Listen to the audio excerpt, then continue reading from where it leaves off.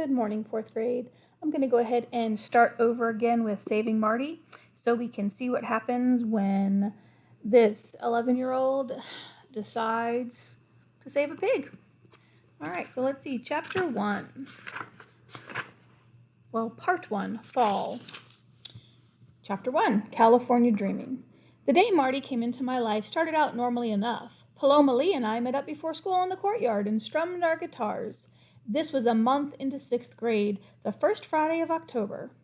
Pal's guitar was covered in stickers. One was a Smurf playing a guitar. She had long, loopy black hair and shiny black eyes. Not the Smurf, mind you, Paloma. She had sewn tiny bells to the cuffs of her jeans, and every time she tapped her foot, she jingled. The wash-off tattoo on the back of her hand said, "The dream is the only thing that's real." If you go by that height-weight chart in the nurse's office, Pal was big for her age. If you ask me, she was perfect. Her size matched her spirit. I was big too, at least size-wise. 6'2" and 250 pounds isn't even on the chart when you're 11. Everybody kept begging me to try out for football. "Renzo, you'd be a killer," they would say. But I had zero interest in killing anybody. I didn't think that I would like getting killed all that much either. "Lorenzo Ventura, look me in the eye," Pal said. "Why are you so sad?" "I'm not sad," I said. "I'm smiling, aren't I?" "That's your liar's smile," she said. She was right. This was the day Reggie and her piglets were being auctioned off. We took in Reggie that summer when our neighbor had to sell his farm quick, before the bank grabbed it. Reggie was pregnant. I asked Mom if we could keep the babies. She said sure. I just had to win the lottery first, and then we'd have the money to feed them. I picked up my guitar and tried to block out the movie running in my mind. Reggie in a truck bed packed with strangers headed for the butcher. I almost told Pal about it, but she'd be sad too then. So, instead, I said, "Come over later for Mavericks and tacos." Chasing Mavericks was our favorite movie. About this kid who dreams of surfing the raddest waves in the Pacific. It had cool music too. "Can't," Pal said. "Promised Mrs. Nikita I'd let her curl my hair and hang my picture in the window. If she doesn't start bringing in customers, she's out of business." The wind blew road sand in from last year's winter to my eyes. Our school was at the crossroads where the train tracks cut up with the old cemetery road. It was one of those dusty patches where the sycamores stop and the woods creep in. The trees were bare already, gray. Fall had come early to southwest Pennsylvania. "California, Wrens," Pal said. "California, yep. We were going to be street musicians and camp up in the hills by the Hollywood sign. Then, when Pal got discovered, I'd be her guitar man and bodyguard, just so long as I didn't have to punch anybody. We'd surf by day and jam all night. The dream was crazy, but our friendship was real. We met in kindergarten, in Pee Wee folk band. Pal was 4 when her mom caught one of those lung infections that started out as a tickle in your throat, and a week later you're dead. My dad died before I was born. Pal and I were missing half of who we were. When we were together, we were one whole person." "Quit being sad," Pal said. "I'm not." The bell rang to start school. "What makes a hero?" Mr. Gianelli said. Max Hawks raised his hand. "Can I go to the bathroom?" "I hope so," Mr. G said. "Heroes, they're rare these days, or are they everywhere? Mr. Ventura?" A picture of my dad came to me. Big grin, dressed in his army uniform. He was the real reason I wanted to visit California someday. Mom had scattered his ashes in the Pacific. They had gone out to hot Malibu for their honeymoon. "Renzo," Mr. G said. "Heroes are rare," I said. "The combat medics have a saying, 'Heroes go to heaven.' They have another saying, too, 'Don't be a hero.'" The bell rang, this time to end school. "Wait," Mr. G said. "Your assignment is to write about your hero and why he or she is such." Everyone groaned about the homework on the weekend. My mind was on Reggie's piglet, sold and scattered by now. No brothers or sisters all of a sudden. No mom. If I kept thinking about it, I'd well up and cry. So I didn't. And I didn't. Chapter 2, The Bronze Star. Somebody had gotten to our sign again. "Come right on up. Maple Clutch Orchard. Rottenest freestone peaches this side of the Kishex River. Family owned since 1925. I headed uphill to the house for the nail polish remover, the one thing that made permanent marker impermanent. Bella, our black lab, didn't greet me at the door. She was 2 weeks from having yet another round of puppies, and she couldn't do much more than sleep in front of the wood stove. I wanted to take her up to the arbor for some air, but she wasn't in the den, so I checked my room. She wasn't there either. The afternoon light was orange on the wall. I stood there for a second in front of my closet door to soak in the quiet. Excuse me. Then, with that hero essay from Mr. G on my mind, I opened the door.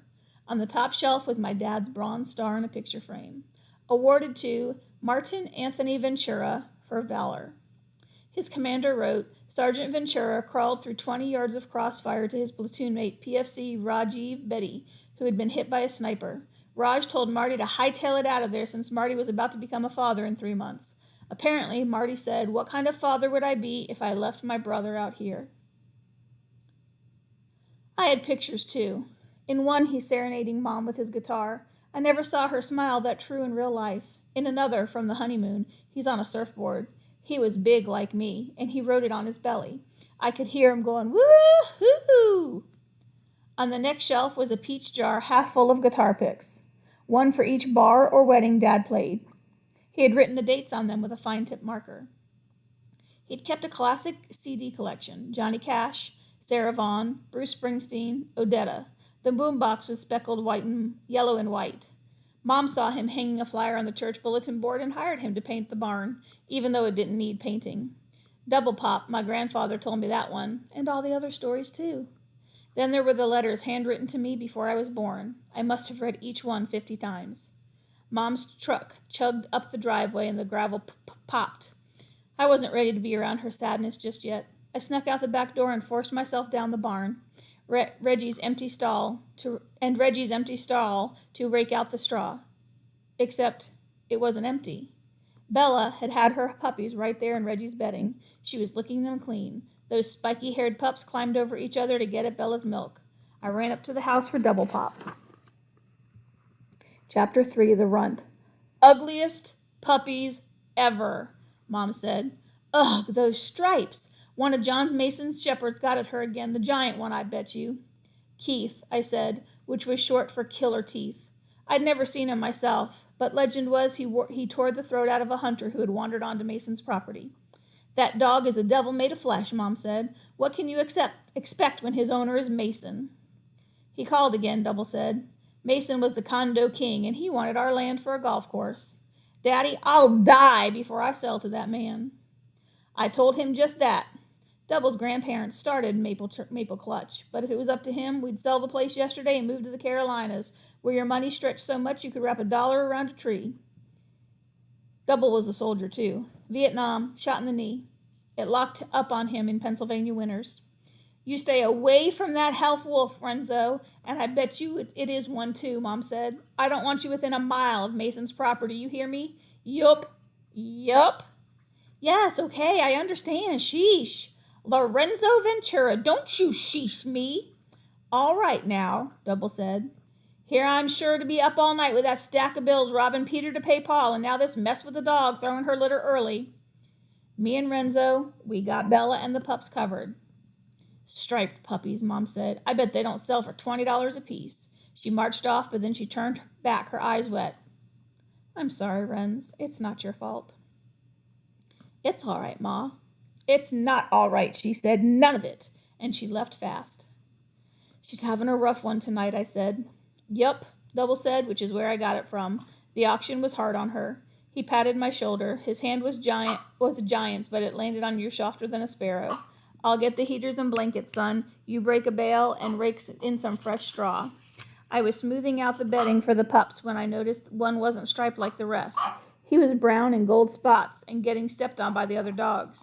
Except he wasn't a dog. He was a runt piglet Mama must have missed when she swept up Reggie and her brood for the auction. Bella picked that fuzzy pig in her teeth and set him down in front of her. She looked at him, and then she looked at me. All I could do was smile. Bella sighed, and then she nudged that goofy-looking piglet downward so he could get his share of her milk. Mr. Lee's police car pulled up to the barn. Pal slept over in the spare room when Mr. Lee worked the night shift. Hush. But tonight we were camping out in the barn with Bella and the pups and the piglet. Is his nose red or black? Pal said. Her hair looked pretty, streamer curled. She grabbed her guitar and rushed past me. You'll want your earmuffs, pal, Mr. Lee said. I bet I'll survive without them, Papa Roo. There's no telling her what to do, Mr. Lee said. She's doing just fine, Double said. Mr. Lee opened the trunk. Kindly give me a hand here, Renzo. I brought the air mattress for her, and that box of s'mores is for you, son. You said you're working on taking a few pounds off, but I figure it's Friday night. Live a little. You pop 'em in the microwave, they should come out all right. Don't forget Miss Pal's Hug Me Bear in the shotgun seat. I spoil her, I know, but it makes me happy. What can I say? Here's what everybody else said. He was too soft to be a cop. Mr. Lee once told me his dream was to go his whole career without ever having to draw his gun. That sounded pretty good to me.